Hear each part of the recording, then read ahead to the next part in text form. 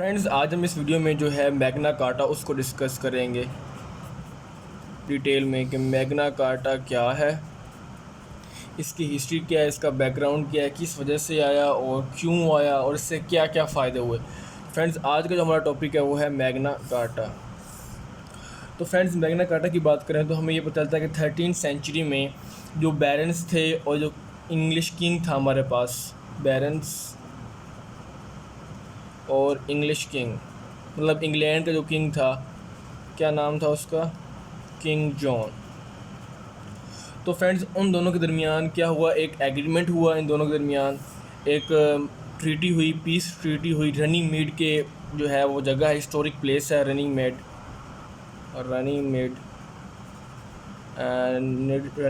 Near the Thames river of America, of London. मतलब London के पास एक रिवर है थाम्स, THALMS, थाम्स। वहाँ पे रनिंग मेड प्लेस है, मीडो मतलब फील्ड है। वहाँ पे फ्रेंड्स ये जो है एक एग्रीमेंट होता है बैरन्स के दरमियान और इंग्लिश किंग जॉन के दरमियान। और ये कब होता है फ्रेंड्स, ये होता है 1215 AD में, और 15 जून को होता है, 15 जून को 1215 में फ्रेंड्स ये एक ट्रीटी होती है, एक इसको पीस ट्रीटी भी कहते हैं। मैग्ना कार्टा का दूसरा नाम क्या है फ्रेंड्स, पीस ट्रीटी। ठीक है, तो ये एक एग्रीमेंट होता है दोनों के दरमियान, बैरन्स के दरमियान और इंग्लिश किंग जॉन के दरमियान, जिसको हम मैग्ना कार्टा का नाम देते हैं। फ्रेंड्स, मैग्ना कार्टा की जब अगर हम बात करें तो ये इसकी इम्पोर्टेंस बहुत ज़्यादा है, किस हवाले से कि यहाँ पे मतलब इंसानी तारीख़ में, ह्यूमंस की हिस्ट्रीज़ में ये पहली वो मतलब एक एग्रीमेंट होता है, एक ट्रीटी होती है जिसमें ह्यूमन राइट्स को डिस्कस किया जाता है। ह्यूमन राइट्स फ्रेंड्स, उनको जो है ना इम्पोर्टेंस दी जाती है, मतलब ह्यूमन राइट्स के बारे में ख्याल किया जाता है और उनके बारे में सोचा जाता है। मतलब इससे पहले जो था ना फ्रेंड्स, कोई ह्यूमन राइट्स के बारे में डिस्कस नहीं करता था, कोई उनके ह्यूमन लोगों के, आम इंसानों के, पब्लिक के, पीपल के कोई राइट्स नहीं होते थे, उनकी कोई हकूक़ नहीं होते थे, उनकी कोई आज़ादी नहीं होती थी, कोई फ्रीडम नहीं होती थी। मतलब all and all just omega, all in all, जब वन जो था ना सब का सब वो किंग ही था, बादशाह ही होता था जो कि सब कंट्रोल करता था और उसके ही मतलब पास सब कुछ था और बाकियों के पास कुछ था ही नहीं। तो मैग्ना कार्टा की अगर इंपॉर्टेंस देखें तो वह ह्यूमन राइट्स के वाले से बहुत ज़्यादा है कि वहाँ पे ह्यूमन राइट्स को ग्रांट किया गया। अच्छा फ्रेंड्स, अगर हम ये मैग्ना कार्टा की और मज़ीद बात करें तो इसका मतलब क्या है, मतलब मैग्ना कार्टा वर्ड जो हमारे पास मैग्ना कार्टा है, इसका क्या मतलब है। तो फ्रेंड्स, जो मैग्ना कार्टा वर्ड है ये लैटिन वर्ड है, लातीनी ज़ुबान का। ठीक है, मैग्ना का मतलब होता है ग्रेट, ठीक है, और कार्टा का मतलब होता है चार्टर। तो फ्रेंड्स, ये एक ग्रेट चार्टर है जिसको मैग्ना कार्टा कहते हैं। अच्छा, चार्टर का मतलब क्या है फ्रेंड्स, चार्टर का मतलब होता है डॉक्यूमेंट, कि एक डॉक्यूमेंट था, एक ऐसा एक पेज था, कागज़ था, सफ़ा था, उसके ऊपर ये सारे जो है ना मतलब किंग जॉन को उस मतलब डॉक्यूमेंट था, उसके ऊपर सारे ह्यूमन राइट्स लिखे गए थे, जो बातें मतलब डिस्कस की गई थी। और उस डॉक्यूमेंट के ऊपर, उस ग्रेट डॉक्यूमेंट, ये ग्रेट चार्टर के ऊपर साइन करवाए गए किंग जॉन से, उसको हम कहते हैं मैग्ना कार्टा। अब फ्रेंड्स, साइन क्यों करवाए गए किंग जॉन से, क्या हुआ, क्या इसका बैकग्राउंड था। तो इसका अगर हम बैकग्राउंड हिस्ट्री देखें तो हमें ये पता चलेगा कि किंग जॉन जो था ना वो बड़ा अनजस्ट था, बड़ा टायरेनिकल रूलर था, मतलब बहुत ही जुल्म करता था, टायरेनिक थी उसकी, मतलब अपनी बात नहीं मनवाता था। ठीक है, तो ये इस तरह से बहुत से जो थे ना मतलब इश्यूज़ थे।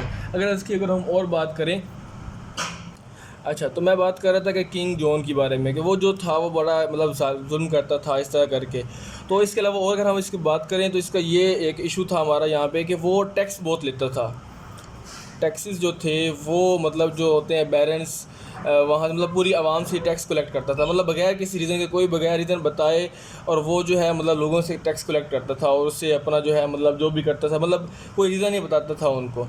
तो इससे क्या होता था कि जो तो फ्रेंड्स, ये टैक्स इम्पोज़ करता था बैलेंस के ऊपर, मतलब अपनी रियाया के ऊपर, पीपल के ऊपर। तो जो लोग टैक्स नहीं देते थे ना, तो वो उनको मतलब जो है कैप्चर कर देता था, मतलब अरेस्ट कर लेता था, और अरेस्ट करने के बाद उनको टॉर्चर करता था, मतलब वो ज़बरदस्ती अपनी बात मनवाता था ये किंग जॉन। तो इसकी जो मतलब जो काम थे ना, इससे जो आवाम थी बहुत ही तंग आ चुकी थी, गरीब लोग भी, अमीर भी, और जो चर्च के लोग होते हैं, क्योंकि वहाँ पे उनका जो मतलब जो है इंग्लैंड का जो रिलीजन था वो चर्च था, मतलब उनका रोमन कैथोलिक जो था वो इनका मतलब क्रिश्चियनिटी उनका चर्च था। तो फिर ये उनका बिलीफ था, रिलीजन था, तो वो चर्च लोगों को भी मतलब वहाँ से भी पैसे लेता था, और ये जो टॉर्चर करता था मतलब लोगों को जो उसकी बात नहीं मानते थे उसकी ज़मीन ले लेना, तो इस तरह के मतलब उसके सारे जो है ना काम होते थे। तो इनके जो इसकी जो एक्शन थे, इनकी जो एक्टिविटीज़ थी, इनसे लोग तंग आकर उन्होंने क्या किया, किंग जॉन का जो मतलब जो लंदन था, जहाँ उनका मतलब मेन एक सिटी था, वहाँ पर उन्होंने घेराव कर लिया। बैरन्स ने रेबल्स मतलब जो थे रेबल्स कह सकते हैं, मतलब बगावत करके बागी बन गए। उन्होंने मतलब सोच समझ के सारे सारे जो अमीर लोग थे, मतलब जो लीड क्लास थी या वेल्दी पीपल थे, जो अरिस्टोक्रेट्स थे, तो उन सब लोगों ने मिल के, क्योंकि वो उनके पास वो बहुत अमीर थे और लेकिन उनका स्टेटस सही नहीं था, इतनी इज़्ज़त उनको नहीं मिलती थी, मतलब उनको बात माननी पड़ती थी किंग की। तो उन लोगों ने जो लंदन था उनका घुराव कर लिया और जो सारा चीज़ था मतलब कंट्रोल संभाल लिया। तो फिर जो था मतलब सारा एक मतलब उन्होंने रेबल्स बन गए बैरन्स, और लंदन को जो है कंट्रोल कर लिया, और मतलब उस पर मतलब जो है एक तरह का लंदन को घेराव कर लिया। फिर उसके बाद क्या हुआ, मतलब जो किंग जॉन था उनको उसको मजबूर किया गया, फोर्स किया गया कि वो निगोशिएट करे। किंग जॉन को निगोशिएट करना पड़ा, मतलब उसको कहा गया कि मतलब उन्होंने लंदन को जो है वो उसको कैप्चर कर लिया। लंदन कैप्चर करने के बाद अब किंग जॉन के पास और कोई रास्ता नहीं था, तो फिर उन्होंने मजबूरन जो था किंग जॉन उसने निगोशिएट किया, निगोशिएशन की।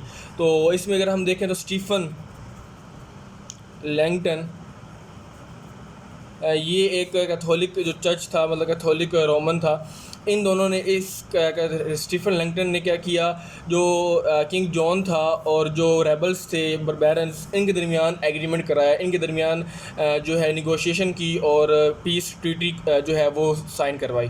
तो उसको हम कहते हैं मैग्ना कार्टा। तो फ्रेंड्स इस तरह करके जो है हमारी इनकी हिस्ट्री चलती है, हमारा मतलब मैग्ना कार्टा का जो है मतलब वो बनता है, और उसके बारे में मतलब ये एक इनिशिएट लिया जाता है। इसके अलावा अगर दोस्तों अगर हम मैग्ना कार्टा की बात करें तो इससे हमें पता चलता है कि यहाँ से पार्लियामेंट की शुरुआत होती है, इनिशिएटिव लिया जाता है। मतलब पार्लियामेंट का यहाँ से थोड़ा सा कॉन्सेप्ट निकलता है, मतलब एक वो बैरन्स की काउंसिल बनती है ना, बैरन्स मिलते हैं, उनकी मीटिंग्स होती हैं और वो मिलकर किंग जॉन को वो साइन करवाते हैं। तो फ्रेंड्स अगर इसकी बात करें मैग्ना कार्टा में क्या था, मतलब लिखा क्या गया था, उसकी इतनी क्यों हम इसको डिस्कस करें, क्या इसकी इंपॉर्टेंस है, तो हमें ये पता चलेगा कि इसमें जो मेन बात डिस्कस की गई वो ये थी कि लॉ के सामने हर कोई बराबर है, everyone is equal before law, even king. मतलब कानून होगा और कानून से ऊपर कोई भी नहीं है, कानून के सामने सब बराबर है। मतलब किंग जो होगा ना, किंग जॉन, वो भी मोनार्क जो होगा, वो भी किंग जो होगा वो लॉ से ऊपर नहीं होगा। मतलब पहले तो ये कॉन्सेप्ट था ना कि किंग ही सब कुछ है, वो ही सोल अथॉरिटी है, सॉवरेन है, वो जो चाहे वही होगा, वही लॉ बनाएगा और वो लॉ से ऊपर है, वो जो बात कहेगा वही लॉ होगी, मतलब वही मानी जाएगी। लेकिन इस मैग्ना कार्टा के बाद क्या हुआ, जब मैग्ना कार्टा साइन हुआ तो इसमें ह्यूमन राइट्स ग्रांट किए गए, ह्यूमन राइट्स के बारे में डिस्कस किया गया और ये बात की गई, श्योर कराई गई कि कोई भी जो लॉ होगा उससे ऊपर नहीं होगा, लॉ के सामने, कानून के सामने सब बराबर होंगे, इक्वल होंगे। नेक्स्ट इसकी दोस्तों बात की जाए तो वो ये थी कि इसमें जो लोग थे, अवाम थी, उसको राइट्स दिए गए, ग्रांट किए गए, guarantees the rights of individuals, कि जो इंडिविजुअल्स होते हैं उनके मतलब लोगों के राइट्स को डिस्कस किया गया, उनके बारे में बताया गया। तो फ्रेंड्स ये इसकी दो बड़ी इंपॉर्टेंस है ये मैग्ना कार्टा की। नेक्स्ट अगर इसकी हम बात करें मैग्ना कार्टा की, तो इसकी क्लॉजेस को डिस्कस करते हैं। तो क्लॉजेस को डिस्कस करें तो इसको हमें पता चलेगा क्लॉजेस के बारे में कि 63 क्लॉजेस थे इसमें ना मैग्ना कार्टा में, लेकिन ये आज के दौर में ये 63 एप्लीकेबल नहीं है, इसमें से सिर्फ 3 जो है ना क्लॉज वो एप्लीकेबल हैं, जो आज के जो दौर में भी हमें देखने को मिलते हैं। तो वो दोस्तों फ्रेंड्स 3 क्लॉज कौन से थे। पहले इसके क्लॉज ये था कि जो स्टेट होगा और जो चर्च होगा उनको राइट्स और लिबर्टीज़ दी जाएगी। पहला क्लॉज अगर हम डिस्कस करें तो वो ये था, स्टेट और जो चर्चेज़ होंगे उनको राइट्स दी जाएंगे उनके, और आज़ादी होगी प्लस लिबर्टीज़। ठीक हो गया। नेक्स्ट दोस्तों अगर बात करें तो जो टाउन्स होंगे उनको भी लिबर्टीज़ दी जाएगी, टाउन्स लिबर्टीज़। मतलब जो टाउन के लोग होंगे वो अपनी कस्टम्स के मुताबिक, कन्वेंशन के मुताबिक, जो एंशियंट टाइम्स में वो उसको उनको जो प्रिविलेजेस मिली थी, जो राइट्स मिले थे, वो उनको एक्सरसाइज कर पाएंगे। नेक्स्ट दोस्तों इसकी जो क्लास है उसको अगर डिस्कस करें तो वो ये है कि बड़ा इंपॉर्टेंट है वो कि तमाम लोगों के पास राइट होगा, राइट टू जस्टिस, और इसके अलावा right of free trial, fair trial या आप कह सकें फेयर ट्रायल। मतलब हर किसी को जो है हक दिया जाएगा, वो उसको मतलब जो है कि इंसाफ दिया जाएगा, उसका जस्टिस उसको प्रोवाइड किया जाएगा, वो उसका हक होगा। इसके अलावा फेयर ट्रायल होगा। मतलब फेयर ट्रायल मतलब हर किसी के पास ये एक ऑप्शन होगा कि वो कोर्ट के सामने अपनी बात बयान कर सके, अपनी आप को डिफेंड कर सके। ये नहीं होगा कि पहले केस में जो है वो डायरेक्ट ही उसको सज़ा दी जाएगी, उसकी बात सुनी ना जाए। मतलब जो किसी ने कोई क्राइम किया है, कोई जुर्म किया है, तो वो उसको पकड़ के उसी वक्त सज़ा दी जाएगी। नहीं, उसको पहले कोर्ट में डाला जाएगा, कोर्ट के सामने पेश किया जाएगा, जज के सामने उसकी बात सुनी जाएगी और उसको अपनी बात बयान करने का पूरा हक दिया जाएगा। फ्रेंड्स, इसकी इंटरेस्टिंग बात देखी जाए तो वो ये थी कि मैग्ना कार्टा 1215 में साइन हुआ, तो 1216 में जो किंग था उसकी डेथ हो गई, वो मर गया किंग। ठीक है, तो ये उसका एक इंटरेस्टिंग पॉइंट है। मतलब 1 साल के बाद ही उसकी डेथ हो गई। अगर इसकी और बात करें मैग्ना कार्टा की, तो उसका फिर सेकंड वर्जन आया। सेकंड वर्जन मतलब उसको फिर से उसका जो वर्जन आया वो आया था 1225 में, और कौन लेके आया था? हेनरी थर्ड लेके आया था। और वो टैक्स के बारे में था कि जो टैक्स होंगे वो किस तरह कलेक्ट किए जाएंगे और उसकी क्या होगा। ठीक है फ्रेंड्स, नेक्स्ट अगर हम इसकी बात करें मैग्ना कार्टा की, तो इसकी अब जो है ना सिग्निफिकेंस पे आते हैं। इसकी इम्पोर्टेंस क्या है? सिग्निफिकेंस मैग्ना कार्टा की, या इम्पोर्टेंस आप कह लें, इसकी क्या अहमियत है। तो फ्रेंड्स, जब हम सिग्निफिकेंस की बात करें तो इससे हमें ये पता चलेगा कि ये जो मैग्ना कार्टा था ये फर्स्ट स्टेप था पार्लियामेंट की तरफ, पार्लियामेंट्री डेमोक्रेसी की तरफ इनिशिएटिव था पहला, first step towards establishing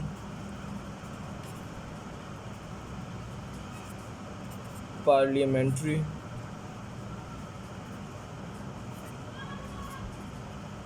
democracy. मतलब पार्लियामेंट का एक कॉन्सेप्ट आया, पार्लियामेंट्री जो डेमोक्रेसी वो हमारे यहाँ से मतलब वजूद में आई। नेक्स्ट अगर इसकी बात करें इंपॉर्टेंस, वो है अमेरिकन बिल ऑफ राइट्स। आपने सुना ही होगा। तो अमेरिकन बिल ऑफ राइट्स है, बिल ऑफ राइट्स, वो भी कहाँ से लिया गया है? मैग्ना कार्टा से लिया गया है, फ्रॉम मैग्ना कार्टा। मतलब मैग्ना कार्टा से ही वो क्लॉजेज और जो सारी बातें लिखी हुई थी वहाँ से कॉपी करके जो अमेरिकन का बिल ऑफ राइट्स था 79 में जो पेश किया गया आई थिंक इस तरह। तो वो अमेरिका का जो बिल ऑफ राइट्स था, जो उसने उनका भी एक डॉक्यूमेंट था, वो सारा के सारा यहाँ से लिया गया, ड्राइव किया गया। नेक्स्ट था human rights declaration, human rights declaration. मतलब अगर ह्यूमन राइट्स के चार्टर की बात करें यूनाइटेड नेशन में, तो वो भी मैग्ना कार्टा से ही ड्राइव किया गया है, मैग्ना कार्टा से ही देकर बनाया गया है। इसके अलावा फ्रेंड्स, हम अगर पाकिस्तान की बात करें तो पाकिस्तान का जो 1973 का कॉन्स्टिट्यूशन है, 1973 के कॉन्स्टिट्यूशन ऑफ पाकिस्तान, तो फ्रेंड्स उसमें जो फंडामेंटल राइट्स दिए गए हैं, फंडामेंटल राइट्स इन सिटीजन्स को, वो भी कहाँ से ड्राइव हुए हैं? मैग्ना कार्टा से ड्राइव हुआ। अगर हम इसकी बात करें तो वो आ जाएगा एक हमारे पास आर्टिकल 10A, आर्टिकल 10A जो कि राइट टू फेयर ट्रायल होगा, राइट टू फेयर ट्रायल, जो कि मैग्ना कार्टा में डिस्कस किया गया था। ठीक है, और इसके अलावा आर्टिकल 25 हमारे पास है, जो कि इक्वालिटी ऑफ सिटीजन्स की बात करता है, इक्वालिटी ऑफ सिटीजन्स, कि सिटीजन्स सारे बराबर हैं। ये नहीं है कि कोई एक सिटीज़न ज़्यादा इंपॉर्टेंट है, सुप्रीम है, एक इन्फीरियर है, एक सुपीरियर है, या प्राइम मिनिस्टर या किंग वो ऊपर है लॉ से, बाकी कम है। नहीं, सब लोग बराबर होंगे लॉ के सामने। ठीक है फ्रेंड्स, नेक्स्ट अगर हम बात करें, इसको वाइंड अप करते हैं, नेक्स्ट के लास्ट पॉइंट डिस्कस करते हैं, वो है इसके मेन फीचर्स। नेक्स्ट पे भी बात करते हैं फ्रेंड्स। इसके फीचर्स देखे जाएँ, मेन फीचर्स तो वो क्या थे, मतलब क्या इसकी खसूसियात थी, क्या इसकी मेन बातें थी।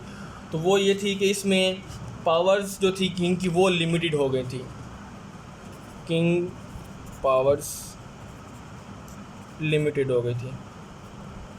मतलब यहाँ पर पहले तो किंग के पास अनलिमिटेड पावर थी ना, मतलब वही सब कुछ था उसके पास, जो पावर थी मतलब वो अथॉरिटी था, वो जो करना चाहे कर सकता था। किसी को मतलब कैप्चर करना हो, अरेस्ट करना हो, किसी को मारना हो या किसी को कुछ भी करना हो तो वो उसके पास अथॉरिटी थी। लेकिन इसके बाद जो काटा के बाद उसकी पावर्स लिमिटेड हो गई।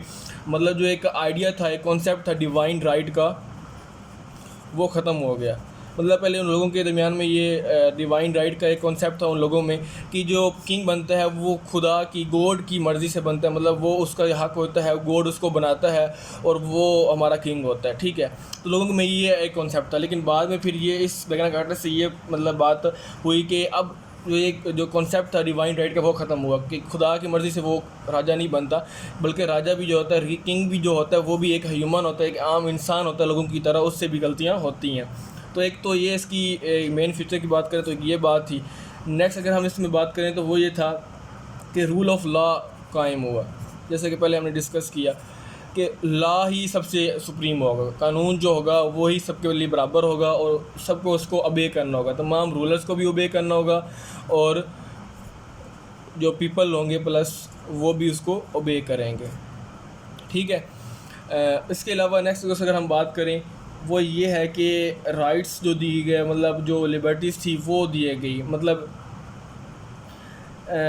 लिबर्टीज़ दिए गए, राइट्स दिए गए लोगों को। और ये था कि उनकी जो राइट्स होंगे फंडामेंटल, उनको मोनार्क वायलेट नहीं करेगा।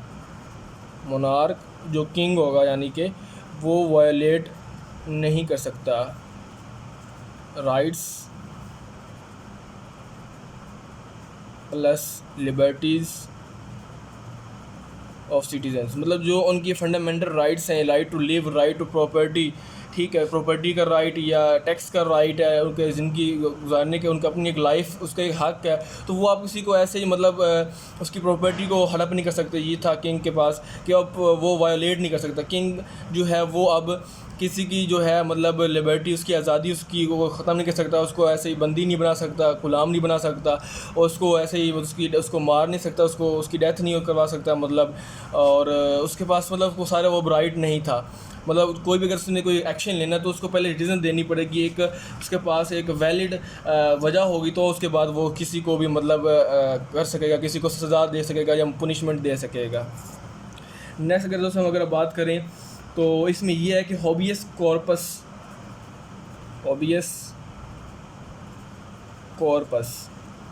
जिसको हम फ्री ट्रायल भी कहते हैं या fair trial,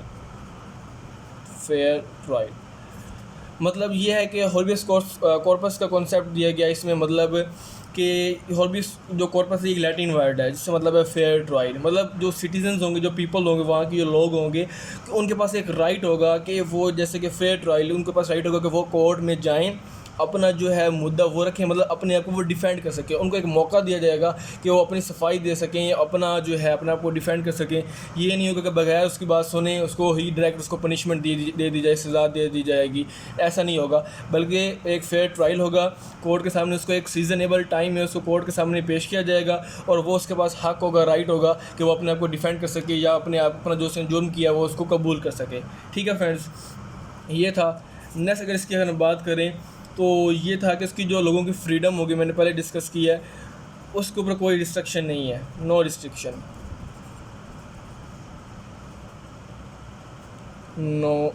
without any reason. मतलब बगैर किसी रीज़न के, बगैर किसी वजह के जो राजा होगा, किंग होगा या कोई भी, वो किसी की फ्रीडम को ख़त्म नहीं कर सकता। उसकी आज़ादी है, उसको ग़ुलाम नहीं बना सकता या उसको कोई भी ज़बरदस्ती नहीं कर सकता। नेक्स्ट करें दोस्तों इसकी फ़ीचर्स की बात करें तो वो हमारे पास है लीगल राइट्स।